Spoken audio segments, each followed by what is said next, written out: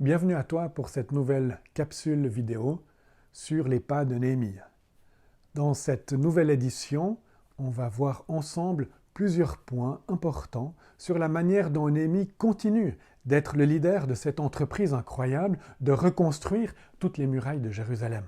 Nous avons vu déjà plusieurs points importants et ce matin ou aujourd'hui, je vais m'arrêter sur le point de la justice, sur celui de la générosité, tout en commençant d'abord par celui de l'écoute. Est-ce que tu as lu le chapitre 5 de Néhémie? Si ce n'est pas le cas, je te propose d'arrêter la vidéo et de le lire maintenant attentivement. En effet, tu remarqueras que dans ce chapitre, on ne parle pas tellement de la construction de la muraille. Oui, il y a une mention à la fin par rapport à ce que Néhémie a fait et avec les hommes qui sont tout proches de lui. Mais sinon, ce chapitre s'attarde sur les conditions sociales autour de ce grand projet. Et c'est intéressant. Parce qu'on pourrait se dire, pour un projet qui a duré 52 jours, c'est ce qu'on apprend au chapitre 6, 52 jours, c'est même pas 2 mois, on aurait pu comme mettre les conditions sociales de tous ceux qui travaillent de côté. Mais non, au milieu de ce projet intervient une situation qui est compliquée, qui est même finalement assez grave. Et alors que Néhémie est pris dans cette grande entreprise de coordonner tout ce travail qui est immense, il a du temps pour écouter. Il se met à disposition pour écouter les plaintes de nombreuses personnes parmi le peuple qui n'en peuvent plus. Parce que la situation est terrible. Certains ont été obligés d'hypothéquer leurs champs, voire leur maison, et même plus grave encore, de vendre leurs fils ou leurs filles. Elles disent même que certaines de nos filles sont déjà esclaves auprès des gens les plus riches de la communauté juive de ce temps-là. Alors nous n'avons pas beaucoup de détails sur la situation précaire de ces gens-là ou pourquoi il y a cette situation globale, mais nous comprenons très bien qu'il y a une difficulté où les gens riches exploitent les gens pauvres. Alors vous me direz, rien de nouveau sous le soleil, mais alors que Néhémie, qu'est-ce que va faire Néhémie? Il écoute, il prend le temps. Il a plein de choses à faire, il a plein de plans dans sa tête pour arriver au terme de ce grand projet, mais il s'arrête et il écoute ces différentes plaintes, il écoute ces histoires, et en tout cas on voit que 4-5 familles ont parlé, et certainement davantage. Donc c'est une clé aussi, en tant que leader, d'écouter les gens avec qui tu travailles. Que tu aies une toute petite équipe ou une équipe de plusieurs centaines de personnes, c'est important d'avoir des moments où tu peux entendre ce qu'ils ont à dire. Et pas simplement l'entendre, mais l'écouter, afin que cela participe à ta gestion du projet ou de la responsabilité dans laquelle tu te trouves. Est-ce que tu as un leader que l'on peut appeler? Est-ce que tu as une personne que l'on peut arrêter et prendre le temps de discuter et d'exposer les difficultés qui peuvent être tout à fait réelles et qui pourraient même péjorer la suite du travail si elles ne sont pas prises au sérieux. Un leader qui reste distant, un leader qui est toujours en train de courir, ne va pas encourager les gens qui sont autour de lui à le connecter. Donc, fais attention dans ta manière d'être leader, d'avoir cette place pour écouter, pour entendre et éventuellement répondre à ce qui se passe. Alors voilà ce premier point, ce premier principe pour cette capsule numéro 4, c'est celui de l'écoute. Le deuxième point qui vient avec cette histoire, c'est la justice. Un leader doit exercer la justice. Un responsable a comme une obligation morale de se préoccuper de la justice, de ce qui se passe autour de lui et avec les gens avec lesquels il travaille et avec lesquels il entend progresser dans la mission qui est la leur.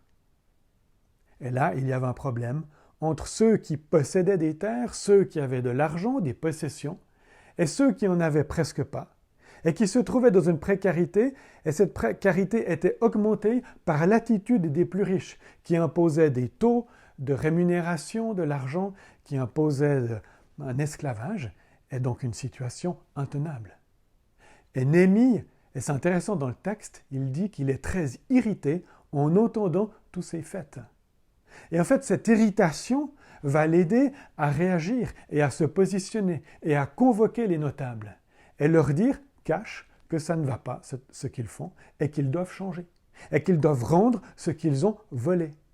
Même si peut-être que, en guillemets, le système les autorisait à faire ce qu'ils ont fait, Néhémie leur dit, non, ce n'est pas comme ça qu'on procède.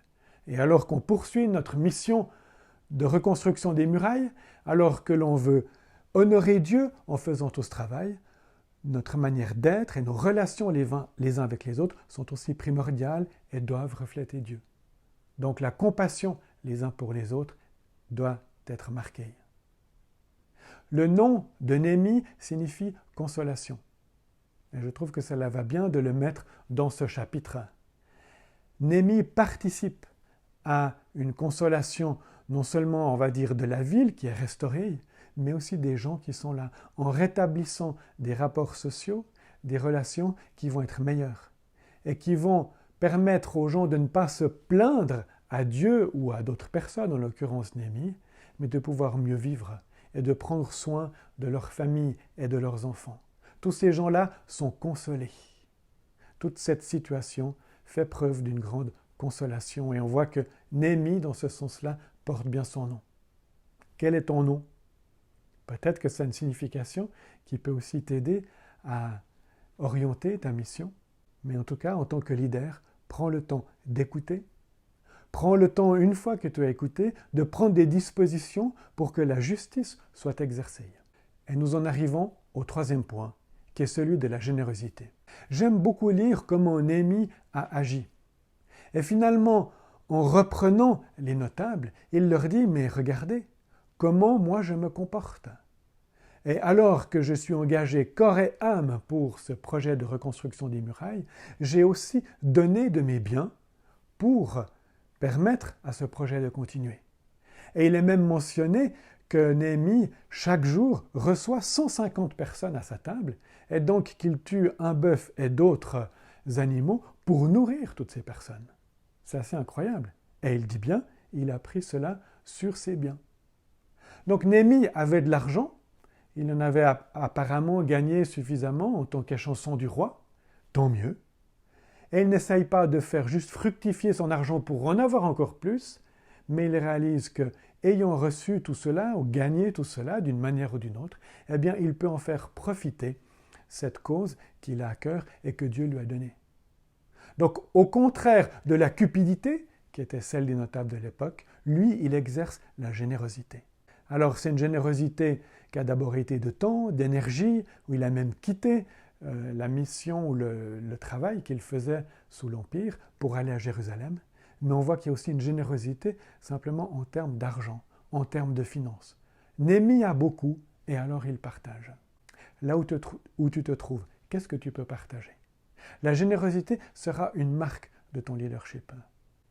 Plusieurs fois, dans des projets qui m'ont tenu à cœur, personnellement, mais aussi dans le cadre du ministère et dans le cadre de la paroisse, eh bien, j'ai pu donner aussi de mon argent. J'ai pu simplement partager. Et je ne me suis pas attendu à ce que, parce que je suis le pasteur, on va me donner ceci, cela. Bien sûr que l'Église a souvent été généreuse avec moi, mais dans des différents projets missionnaires ou autres, eh bien, j'ai payé aussi de ma poche certaines choses pour, je dirais, faire avancer ce projet, pour être généreux auprès des gens vers qui je me rendais, et pour ne pas dépendre que des autres, mais grâce à Dieu, j'avais aussi les moyens de pouvoir parfois donner davantage. Et je pense que c'est important de se mouiller en tant que leader et d'être généreux. Ça va être une marque que nous allons laisser auprès des gens autour de nous. Et c'est un exemple de ce Dieu qui est si généreux pour chacun d'entre nous. Dieu nous a tout donné. Il a donné son Fils pour chacun de nous. C'est une marque de générosité extraordinaire. Il nous donne le soleil, il nous donne la pluie. Cela fait partie de la générosité de Dieu. Et à l'image de ce Dieu que je sers et que j'aime, j'ai envie d'être généreux. Et toi, comment vas-tu l'être? Voilà, nous sommes à la fin de cette capsule numéro 4, où nous avons parcouru ce texte et cette histoire de Néhémie en s'attachant et en regardant l'écoute, la justice et la générosité. À plus tard.